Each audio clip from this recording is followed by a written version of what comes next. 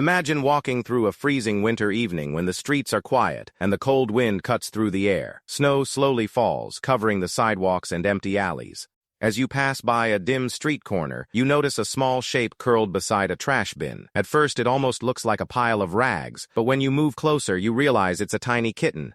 The little animal is shaking from the cold, its fur damp from the snow, its body weak and exhausted.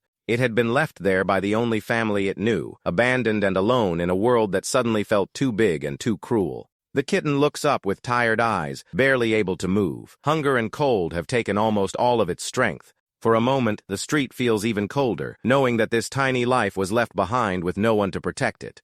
But then you kneel down slowly and gently wrap the kitten in your jacket, shielding it from the freezing wind. At first it trembles in fear, unsure if it can trust again, but soon it begins to calm as it feels warmth and safety. You carry the kitten away from the cold streets toward a place where it will never be alone again. What was once a helpless, abandoned creature becomes a life saved by a simple act of compassion. Sometimes the smallest kindness can change everything, turning a night of loneliness and cold into the beginning of a new life, filled with warmth and hope.